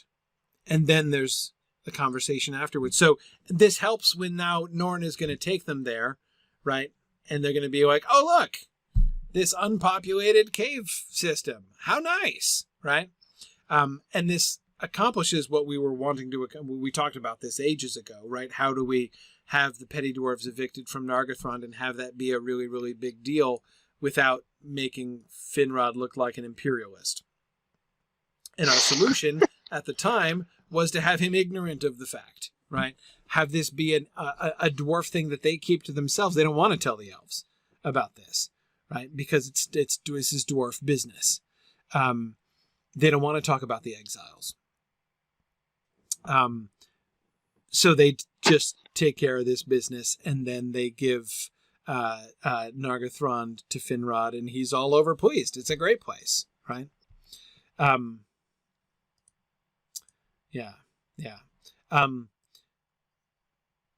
Rhiannon, I think, well, I don't think we have to keep Finrod in the dark forever. But that's a later season problem. Right now, we just need to get him moved in. And I think I like our solution before to move him in, well, in the dark, as it were, right? So we need 3 total Nargothrond related scenes. The first one with the petty dwarves, the mini trail of tears of the petty dwarves, right, as they troop out of Nargothrond under protest. We then need a conversation between Norn and Mablung, the final conversation between Norn and Mablung. And then we need Finrod arriving, right, and being shown around, like by Mablung, presumably. Mablung and Beleg, maybe.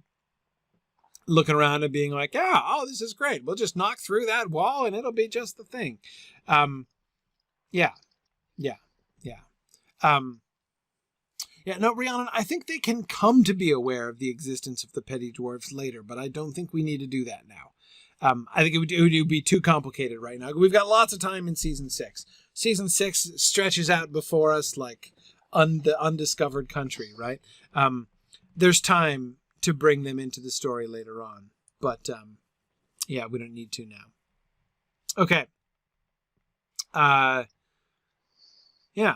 That'll work. Okay, good. Hey, so time to move on to episode 13. Let's at least start on episode 13. Let's try to wrap our heads around the major things with episode 13. We got lots of time here. So we have 2 primary... Remember how during episode prep we were like, we'll race through episode 12. Episode 12. Pretty much already done that. Finished it. Yeah, I know it. It's okay. No, we're good.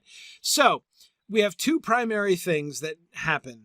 Well, 3. 3 primary things that happen in episode 13, right? The 2 primary events, right, are the wedding between Galadriel and Celeborn and the battle with Glaurung. So those are our 2 primary things that happen in episode 13. In addition, there are a couple other things that need to be accomplished, namely the final move-in. It's move-in day in Gondolin, right? And Targon is going to close the gates on the outer world, and the Gondolindrim are now locked away in Gondolin.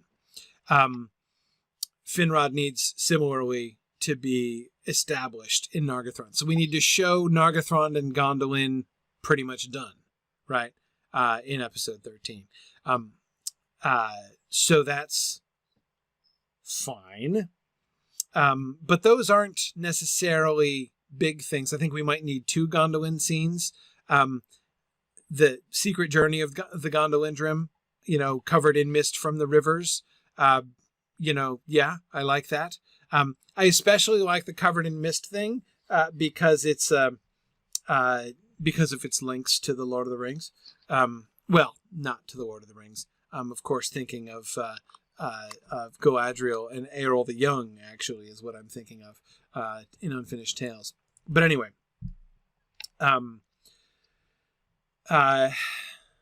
Rhiannon says, what is Turgon going to tell everyone before his disappearance that will prevent them looking for him?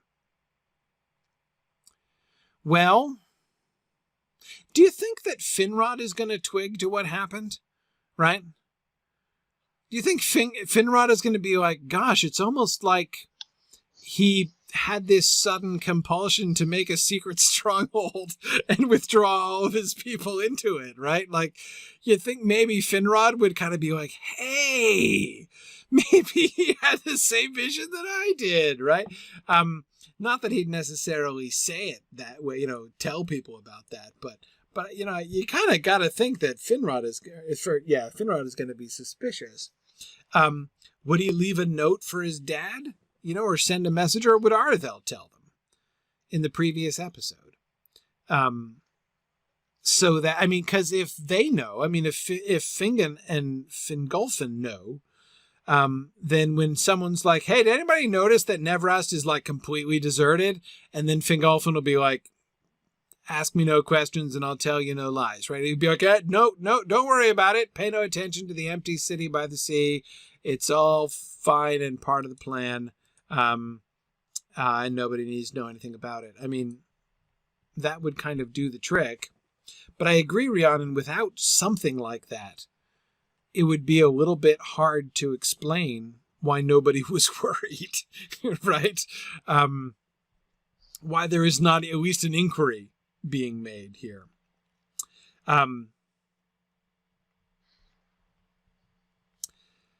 Yeah. So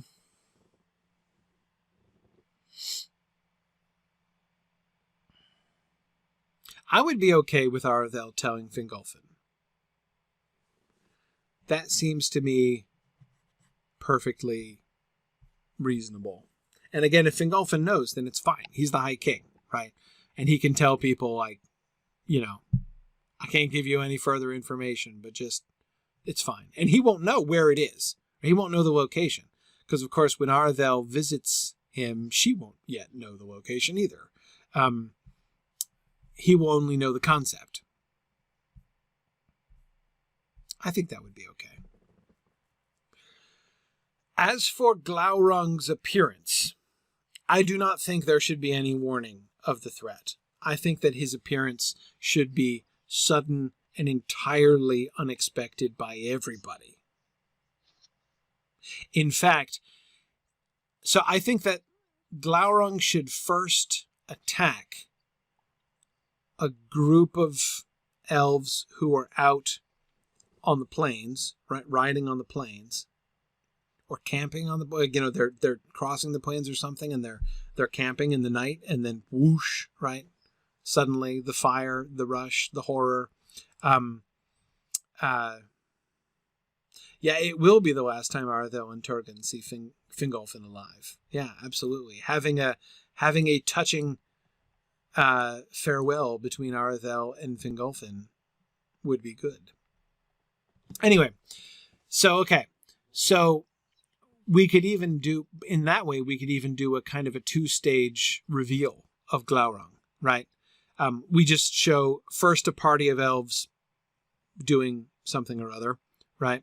Out on the plains, they're camping out on the plains, and something like, you know, it's dark, right? So all we see is like something like very large and fire breathing, descends upon them and destroys their camp, right? And like the camera is engulfed with flame, and then we cut. So he just appears and he starts overwhelming things. Fingon,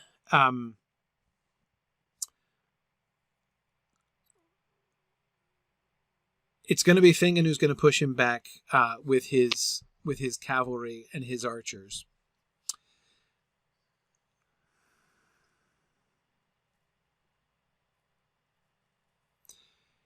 We could have 3 scenes, maybe, with related to Glaurung. I'm thinking, like, so the first one where like he comes out. We could have maybe a survivor from that first camp come stumbling in somewhere and warning them that, you know, a terror is at large on the plain. Or we could just, you know, show his, like, the suddenness of his ferocity by having him, like, you know, set upon somebody by surprise and destroy them, and then have his trail, that like the trail of, you know, withered grass and stuff, that is, you know, a track all the way from Angband all the way down to the south, right? So we could have Fingon's people discovering his trail, and then Fingon sets out, and then we have, you know, and then we have the battle.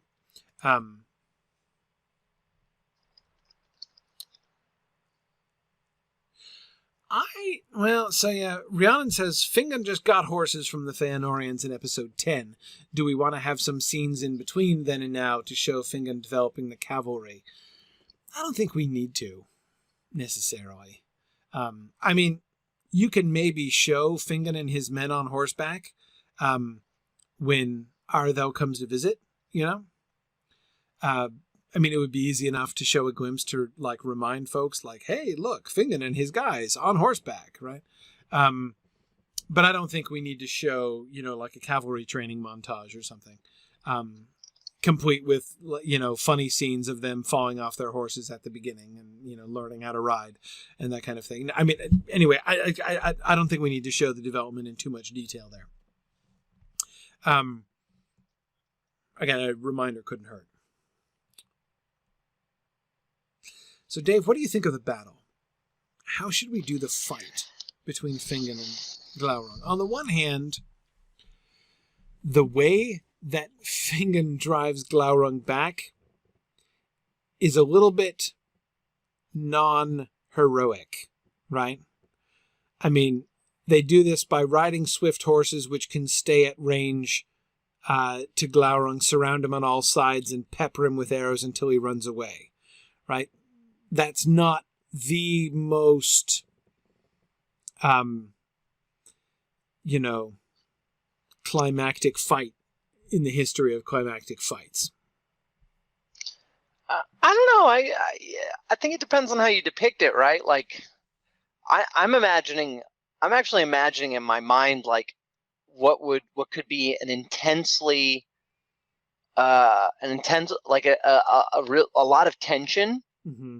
because I think if it's executed properly, it could convey that like this is they're doing this like they're on the edge of a knife. That Right. At any point, if somebody falters, he could break through, and then they're all dead. Or if you get a little too, maybe we can show this. Like if you ride a little bit too close, he's gonna set you alight or reach over and grab you or something. So Yeah. I think you could convey, not a kind of, diving in head first kind of brutal heroics, but sort of like an incredibly well executed plan that is like only going to work if you pull it off perfectly. And would be really risky. I mean, there can be people being like, wait, you're riding towards him, like that's insane. Yeah. Especially you want me to do what? Right. Especially if their bows. I mean, their bows need to be short, like small, but they can't be like huge longbows. First of all, it's much harder to use a huge longbow from horseback. But secondly, because they can't have a super long range on their bows, right? If the range on their bows is shorter, then it makes it more dramatic because they have to come in. Oh, and Glaurung can be really fast, right? Really quick to turn and snap them in, and also with a pretty decent range on his fire breath too. Yep. So we should definitely there should definitely be casualties among Fingon's people, but I think the reason I'm wanting Glaurung to kill folks at the beginning is for exactly as you're saying, Dave. I want to show how like it is like bravery on the edge of madness to ride towards Glaurung, right? To be like, okay, let's go get him, right? Somebody should be saying like, surely we should, like we're going to need a bigger boat, right? I mean, somebody is going to be going, insisting that like we send word back to Fingolfin and like, let's rally the armies, and he couldn't, even this monster wouldn't defeat us all and whatever. And Fingon, with his small band, I think there shouldn't be very many of them, maybe a dozen at most. Yep. And instead he's like, no, we can't, because there should be some urgency. Like he's already killed some people, and he's, maybe he's bearing down on, somebody is unwisely having a festival in the next town over. And so Glaurung is due to show up, and Fingon is going to try to stop it happening. So there's definitely like the risking himself for the sake of, like they're not going to withdraw and do the safe thing because it would put other people at risk. So they're going to risk themselves instead, and everybody thinks they're crazy. It could definitely be dramatic. It's going to be interesting to think about staging that though, because it is an unusual kind of fight scene in that way. Yep. Yeah. And at the beginning, and so, I mean, and I really think that it should be the first time. The reason I'm kind of thinking of that sort of partial reveal, right, of where he attacks somebody or a town even in the night, right, and destroys it. We even do him doing, destroying a town like Smaug does. Not in a lake, obviously, but anyway, he comes in so that we know there's something monstrous and we know it breathes fire, but that's really all that we know. We don't really see the whole creature. It shouldn't appear in daylight, in the open in daylight until Fingon rides in and gets, so that the sort of the shock of seeing it for the viewer kind of echoes the shock, and amplifies, therefore, the effect on Fingon and his men, who then decide to attack it anyway. Yeah. So do we juxtapose this? How aggressively do we juxtapose this with Galadriel and Celeborn's wedding? Good question. I think the wedding happens first. I don't think there's enough of a tie between these two events for us to be doing like a super juxtaposition, right? Like a cutting back and forth between the battle and the wedding, as if they're happening at exactly the same moment. And that, I don't think there's enough of a link between those two things, right? Yeah. That feels forced to me. Yep. But if we have the wedding first, we can begin the episode with the wedding. And the wedding, of course, is all about reconciliation, right? This is really the final statement of reconciliation from our reconciliation-themed season. And there can be talk, and speeches in the context of the wedding and at the wedding about, hope for the future and how, if we come together, then, nothing that Morgoth can throw at us can possibly prevail. And then, blah, monster, next episode or next scene, right? Glaurung eating a village. So like that works for me. Yeah. Well, I'm kind of wondering, is there any way to crowbar in some reconciliation into the Glaurung confrontation?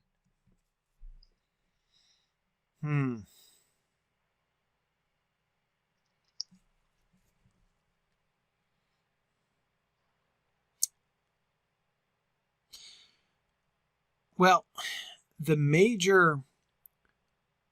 primary reconciliation plot is between the Sindar and the Noldor. Right? That's the dominant reconciliation thread.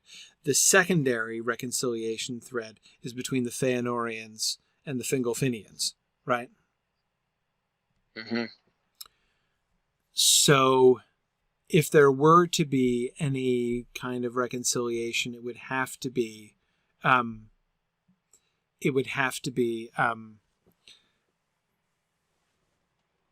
with the Feanorians, which means we'd have to involve the Feanorians in this battle in some way.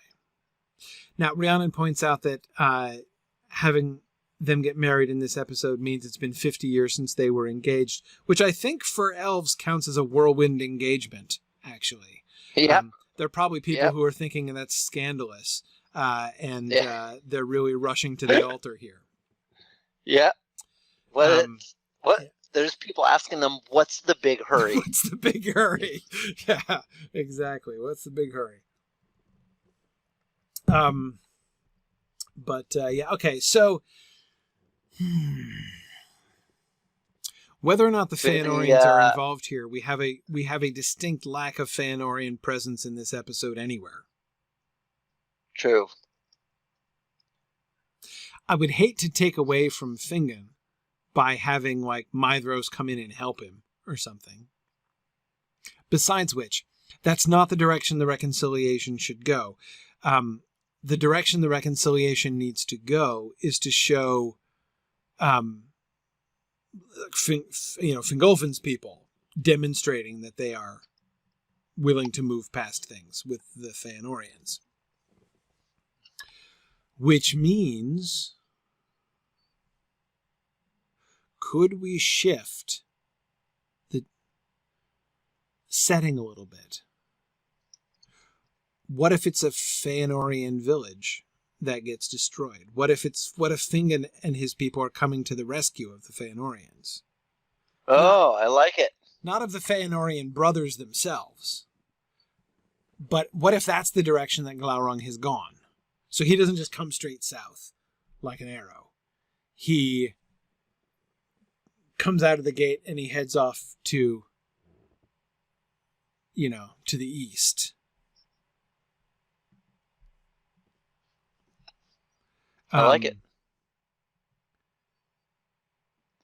I mean, all it would need would be like one of his companions to make some crack about,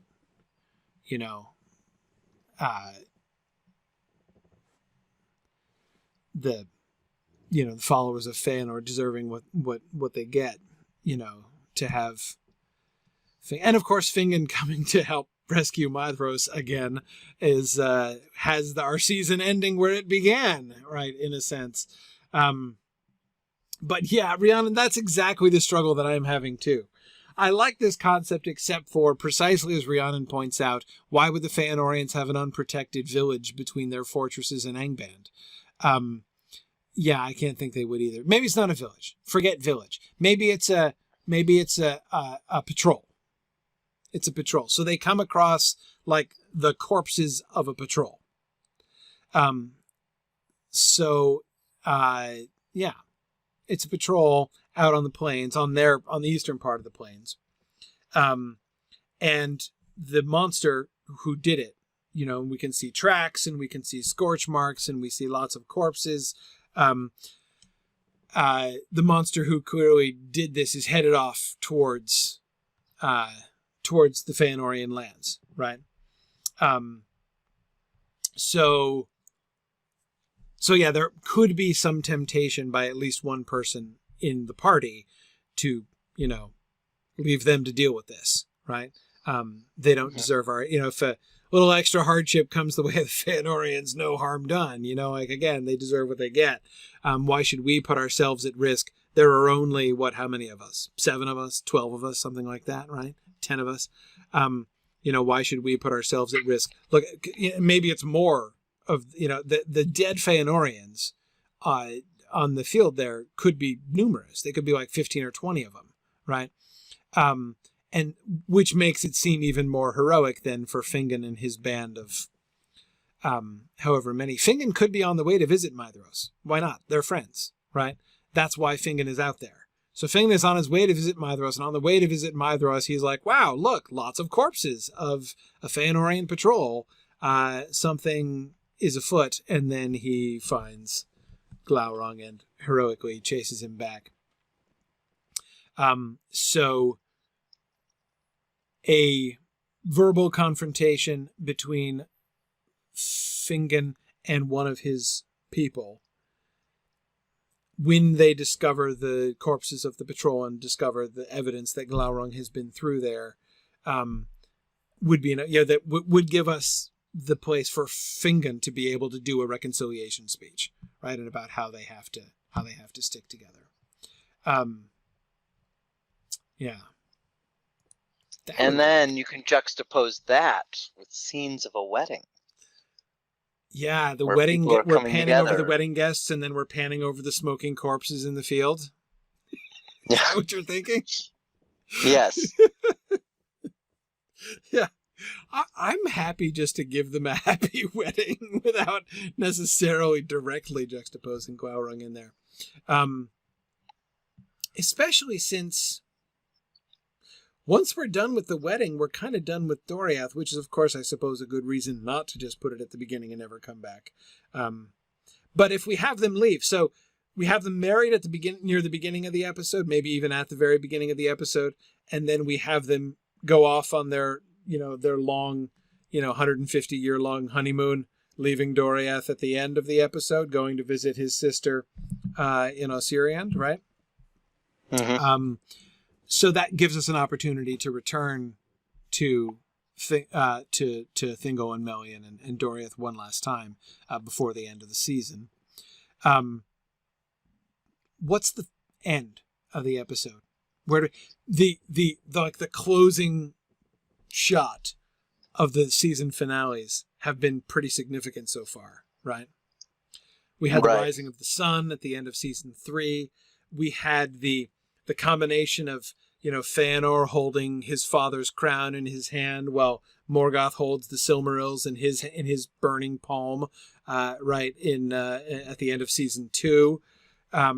We had Manwë's tears, right, as the battle is being won in the war to begin all wars in season 1. We need an iconic visual for the end of, and of course we did also tease the awakening of men at the end of season 3 too, season 3 as well, I should say. We need an iconic visual for the end of season 4.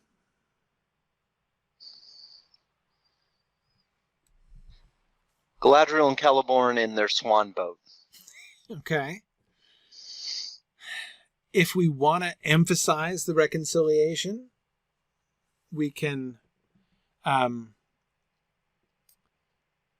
we could do Galadriel and Celeborn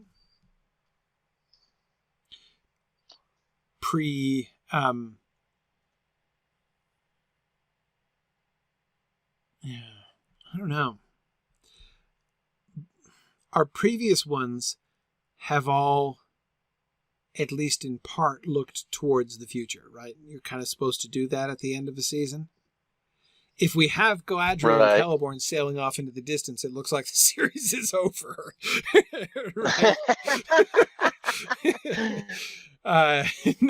People are going to be surprised when season 5 starts if we do that. I'm not saying we need a cliffhanger. I mean, we did a literal cliffhanger at the end of last season. I'm not saying we will be hard to compete with that. It will be hard to compete with the cliffhanger, but we don't necessarily need a cliffhanger, but something to point to.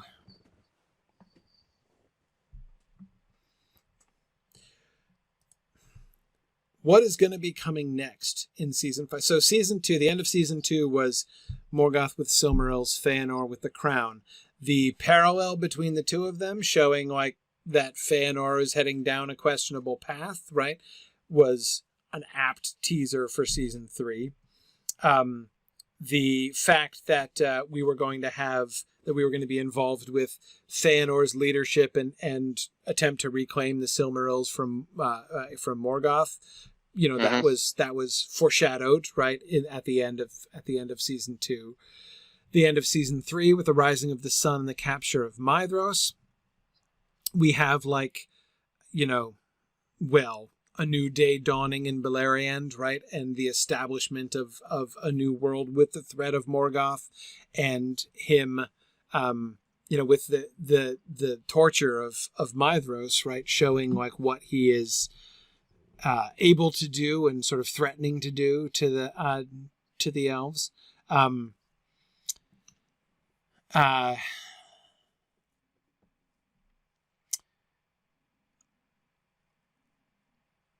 We can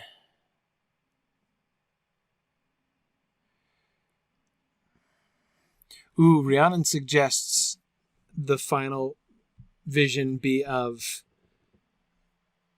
men camped on the eastern side of Ered Linden. Oh. Yeah. Men about to cross over. It's a good one. Yes. If we're going to be looking forward to anything, I mean, so the two things to look forward to, right? The two things to tease about season 5, right? I'm not saying the themes of season 5, but the primary events of season 5 are going to be the arrival of men and the breaking of the siege, right? So the foreshadowing of destruction to come, which is supposed to be Glaurung. So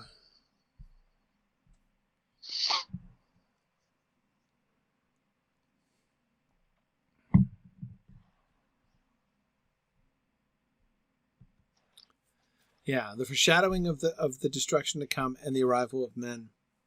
Certainly having the end be a sight of the camps of men and showing that they are that they're going to, so that we are prepared for the arrival of men in episode 1 of season 5.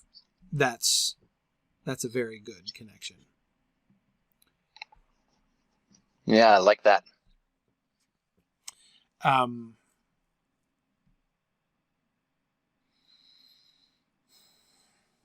Anything with Morgoth? Anything Angband related that we want to show?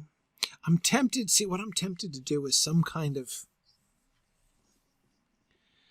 non-spoiling foreboding of the Dagor Bragollach, right?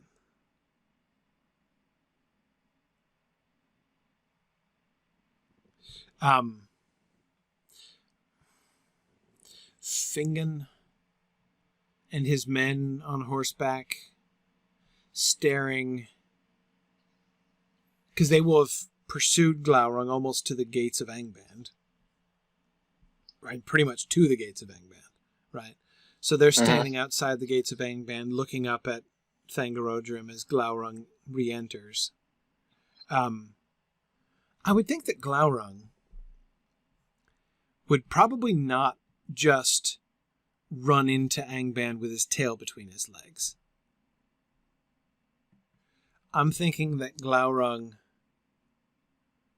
runs up to the gates and he would turn at the gates, right? Like daring them to continue to chase him.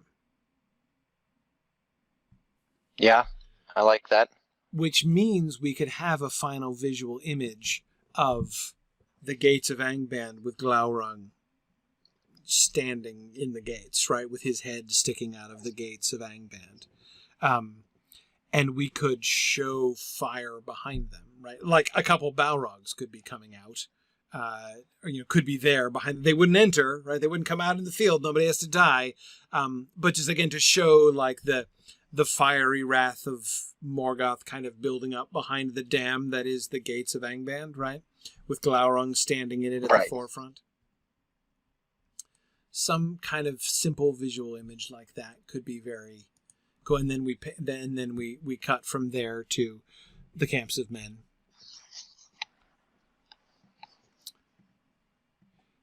Would we have to be able to show where they are? If we have Galadriel and Celeborn arriving in Osiriand, we could then pull back and cross over the mountains, right, which are right there, and see the men on the other side of the mountains. Yes, there we go. So instead of having them leave Doriath, we see them arriving in Osiriand.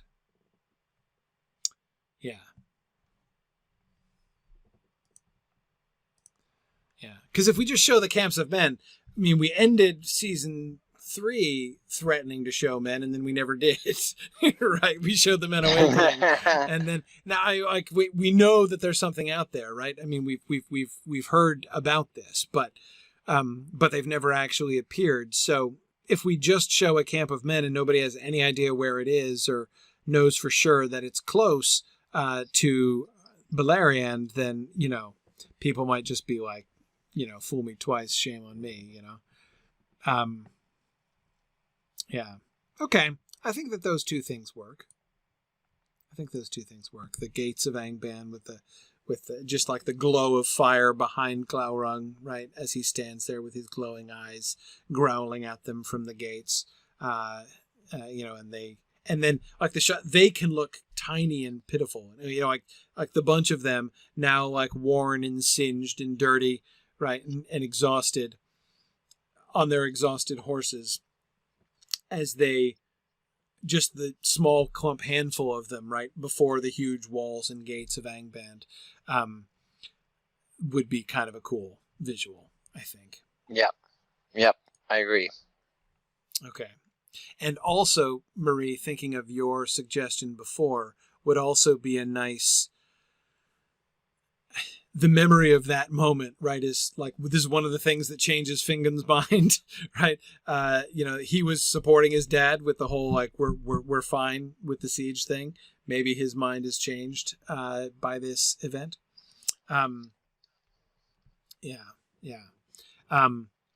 Good. Yeah, no, and I think we cut it there. I mean, like, we know he's going to get back home, but we don't have to show him leaving. We just leave it then with them staring up, like, in some terror at Glaurung and the gates and the walls and the fire. And yeah. Do we want a Valinor scene? Ulmo returning to Valinor and discussing his plans and interventions. We had talked about that possibility of Ulmo going back and people being like, dude, what's your plan? What are you doing here? And him being like, hey, I don't care. I'm going to be involved. I've got a plan. Do we want to have that scene here? I'm tempted to push it back until next season, but if we want to follow up directly with him explaining what his plan is, I don't know that we need him to explain what his plan is.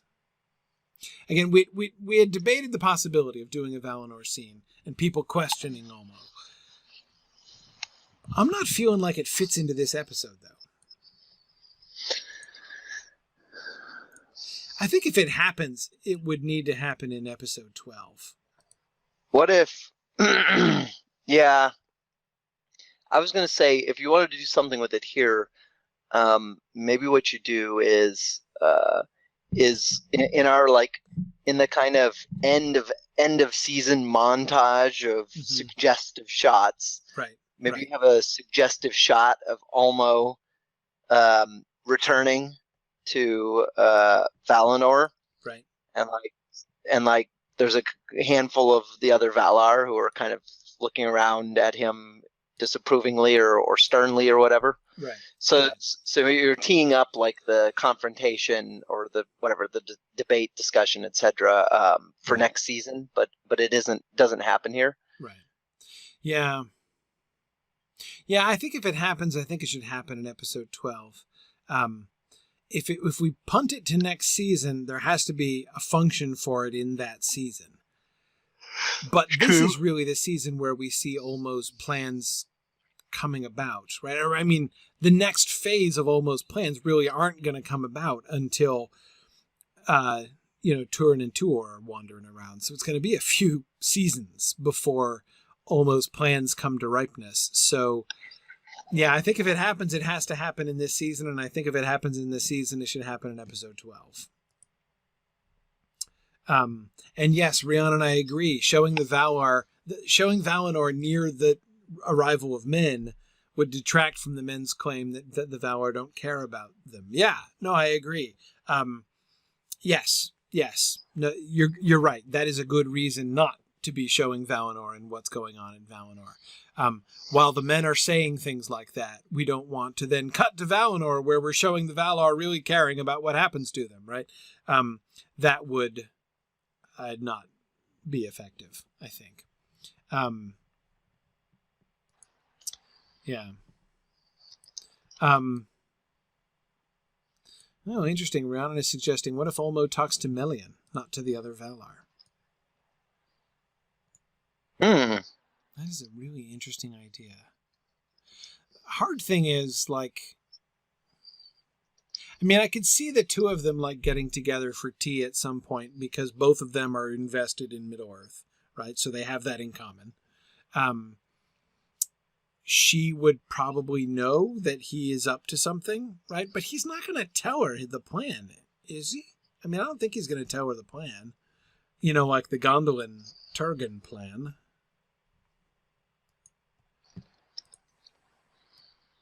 And anyway, I think the purpose of the conversation was for him to be meeting resistance, right? Or to sort of show how he is kind of going rogue here. And how many maybe you can just don't approve of intervening yet. Maybe you can just have a vague discussion with Melian, where where she just says something like, "Well, I hope you know what you're doing." Right. Yeah. Well, I don't know. I'm not sure what that conversation would accomplish in the end. whereas Yeah, him it's not going really back to clear. Valinor, and it would accomplish our showing what the state of, like, what is the state of things in Valinor? What is the state of public opinion in Valinor about the things going on in Beleriand, right? That's what would be accomplished by having him go back to Valinor and meet some resistance and some support. Right. Yeah, I say maybe we, by which I mean our script writers, see if they can find a way to shoehorn that thing into episode 12.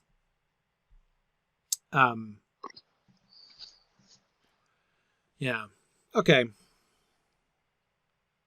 Hey, I think that's pretty good for episode 3. Oh, I'm on Ethier. I forgot to mention that. So I'm on Ethier, built after news of Glaurung. I kind of like that. So we do need to visit Finrod. So we need to show the Gondolindrim and Turgon. Turgon sealing the gates, right, and closing off the hidden way is like a good way to end the Gondolin story, right? And then like he turns around and Idril's there looking happy, and Glorfindel and Ecthelion looking satisfied, and Arathel looking like 75% okay with what's happening, right? Maybe a little trepidation as the doors are locked, right?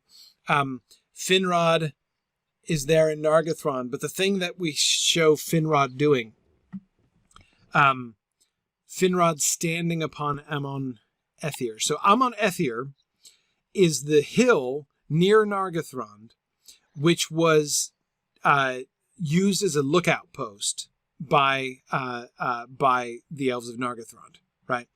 It is also the hill on the top of which Glaurung meets Nienor and enchants Nienor. So when remember Mablung comes with Nienor, and others, they go there first to look out over the land, right? They go to the lookout hill to survey the whole valley, and he leaves Nienor there, and then Glaurung goes up there.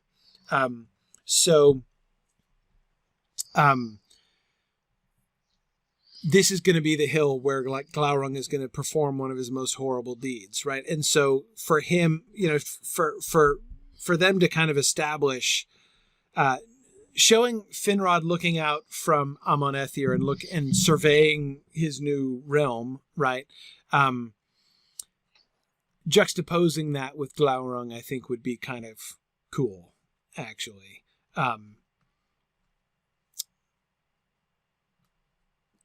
I don't know how we want to handle that, how much dialogue we want to give here. Have, Finrod be looking out and saying, this is an ideal watch post. We must guard to make sure that nothing creeps upon Nargothrond at unawares. Cut to Glaurung, right? Because, of course, with the foreshadowing for Glaurung and Nargothrond, and the foreshadowing even of Glaurung and Amon Ethier, I think that could work pretty well. Yeah. Okay. Yeah, no, I think we covered it. So Rogren doesn't need to escape now. Rog can stay. I think we get Rog out next season. I think we need to make sure that his escape performs a job, and I don't think we have a job to do. At least I don't want him to do that job. I want the threat of Glaurung to be discovered violently and unexpectedly, not with any warning. So we'll figure out a job for Rog to do while escaping next time, or for Rog's escape to accomplish. Okay, cool, done. Nice. Oh, yeah, no problem. So moving forward, we are now officially entering into the post-production phase of season 4. So our next episode will be on Thursday, October 3rd. And we have indeed finished discussing the final episode. So we're going to go into the postseason, which means, so when we're in the post-production portion of the season, we're going to be reviewing the work that people have done over the course of the season, things that we've talked about. So we're going to be looking, of course, at the scripts that folks have been working, because the rumor is in previous years, for the first 3 seasons, we've had script outlines, right? Working through sort of mocking up what the episodes would look like in much more concrete terms than we talked about in the episodes. The rumor on the street is that there are actual scripts written this year for season 4. So that is pretty exciting. So we're going to be talking about that. We're going to be looking at artwork, set designs, maps, location, photos. Of course, we'll be talking about casting. You guys will be you'll be voting on casting, nominating and voting on casting, and of course, music, Phil's music as well. So all these things we're going to be talking about, which means if you've been thinking or working on something, definitely submit it in the coming weeks so we can include it in our discussions here at the end. The next thing we will do is the script reviews. Here on this page is a link to the scripts. Of course, you can find those on the discussion boards. And if you would still like to participate in the script discussions for the end of the season, the script discussion for episode 11 will be on Friday night, September 27th. So it's next Friday night at 7 p.m. Eastern Time. You can participate in that. And I look forward to discussing the first few scripts in our next episode. I believe that's what we'll be doing on October 3rd on our next meeting. So that's good. And we should be wrapped up with season 4 by early in the new year is the plan. And then off to season 5 and the arrival of men. So that'll be exciting. All right. It's going to be great. Yeah. So thanks everyone for joining us tonight. And we will see you guys soon for our script reviews. So thanks for listening and Godspeed.